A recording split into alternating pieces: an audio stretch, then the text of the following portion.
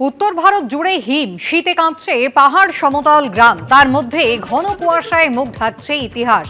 কুয়াশার চাদরে প্রায় ঢাকা পড়েছে তাজমহল। দর্শকদের চোখের সামনে থেকে আচমকাই যেন অদৃশ্য প্রেমের সুর।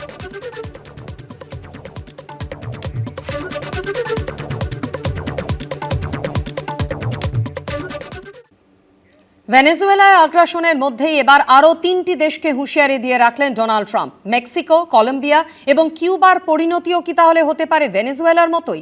ট্রাম্পের হুঁশিয়ারির পর উদ্বিগ্ন অন্য দেশও। নিকোলাস মাদুরোকে বন্দী করার ঘটনায় বিশ্বজুড়ে সমালোচনার মুখে ডোনাল্ড ট্রাম্প। এদিকে আপাতত ভেনেজুয়েলার ভারপ্রাপ্ত প্রেসিডেন্ট হিসেবে দায়িত্ব সামলাবেন ভাইস প্রেসিডেন্ট ডেলসি রড্রিগেজ।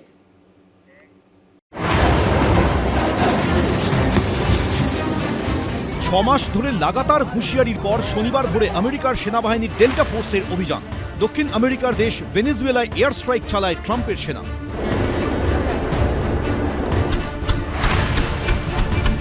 সেখানকার প্রেসিডেন্ট নিকোলাস মাদুরো এবং তার স্ত্রী সিলিয়া মাদুরোকে বন্দী করে নিয়ে যাওয়া হয়েছে আমেরিকায়।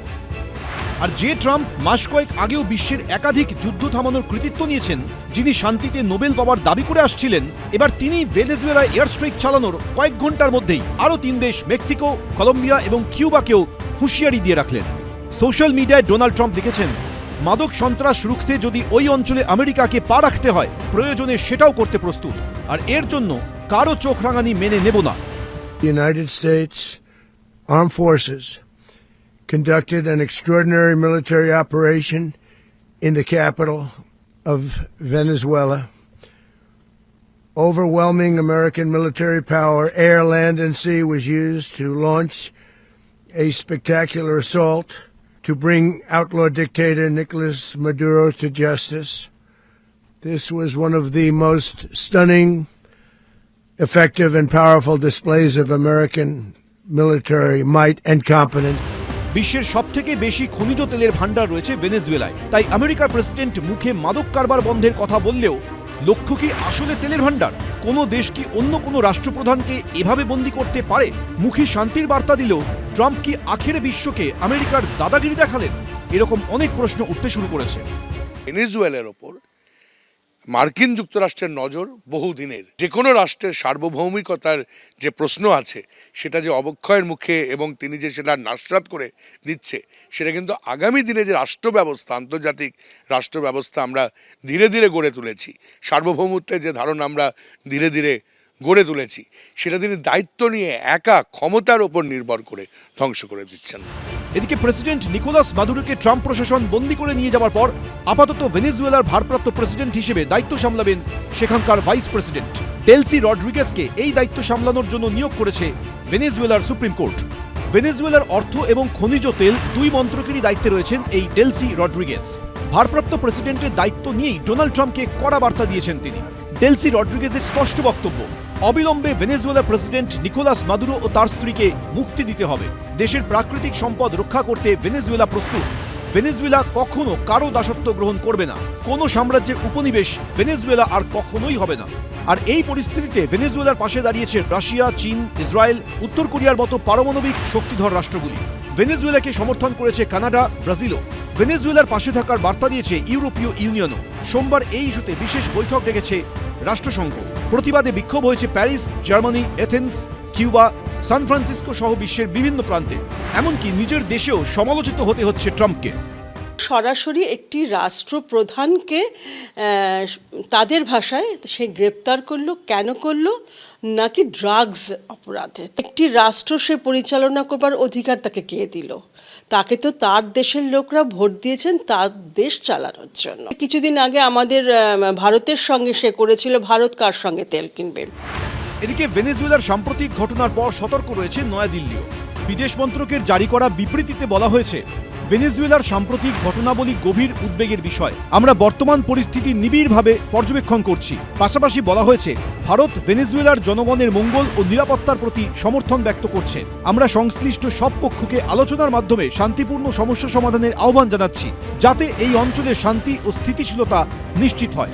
একই সঙ্গে ভেনেজুয়েলায় ভারতীয় নাগরিকদের সতর্ক থাকার পরামর্শ দিয়েছে ভারতের বিদেশ মন্ত্রক। ঐশী মুখোপাধ্যায় রিপোর্ট, এবিপি আনন্দ। নিকোলাস মাদুরোর বিরুদ্ধে মাদক সন্ত্রাসের অভিযোগ কি নিছকই তুচ্ছ?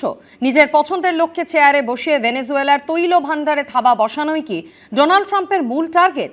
আমেরিকার এলিট বাহিনী ডেল্টা ফোর্সকে দিয়ে ভেনেজুয়েলায় আমেরিকার হামলা চালানোর বিষয়টি তারই সূচনা হিসেবে দেখছেন আন্তর্জাতিক সম্পর্ক বিশেষজ্ঞদের একাংশ।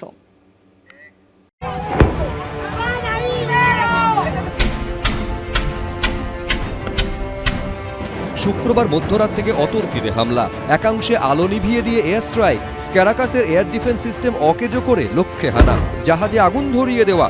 ভেনেজুয়েলার ওপর ট্রাম্পের আগ্রাসন পৌঁছে গেছে চূড়ান্ত পর্যায়ে। কিন্তু কিভাবে ভেনেজুয়েলার প্রেসিডেন্টের দুর্গসম প্রাসাদে অভিযান চালালো আমেরিকা? এখানেই তাদের কৃতিত্ব দেখিয়েছে ডেল্টা ফোর্স। আমেরিকার সময় অনুযায়ী শুক্রবার রাত 10:45 নাগাদ আমেরিকার সেনাবাহিনীকে এই অপারেশনের জন্য সবুজ সংকেত দেন ট্রাম্প। পাঠানো হয় 150-র বেশি এয়ারক্রাফট, যার মধ্যে ছিল bomber, fighter jet, surveillance plane, helicopter. পাঠানো হয় ড্রোনও। ভেনেজুয়েলার রাজধানী ক্যারাকাসের বিস্তীর্ণ এলাকার বিদ্যুৎ সরবরাহ বন্ধ করে দেয় আমেরিকা। এরপর মাদুরোর বাসভবনে ল্যান্ড করে হেলিকপ্টার। মাঝরাতে একেবারে ঘরের ভেতরে ঢুকে বিছানা থেকে তুলে নিয়ে আসা হয় নিকোলাস মাদুরো ও তার স্ত্রীকে।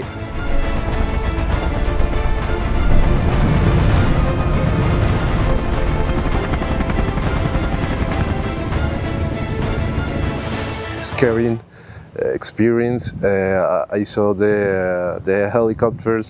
I saw the explosion, the fire going to the sky. We're sleeping normally, and we suddenly awake and saw the people yelling, "Get out! We are invading! We are under attack!"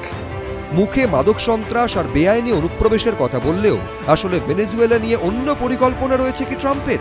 কারণ ভেনেজুয়েলায় বিশ্বের সবচেয়ে বেশি অপরিশোধিত তেল মজুত রয়েছে।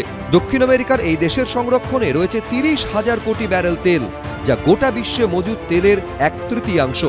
ভেনেজুয়েলার মোট রফতানির 95%ই হলো তেল। প্রতিদিন 30 লক্ষ ব্যারেল তেল উৎপাদন করে এই দেশ।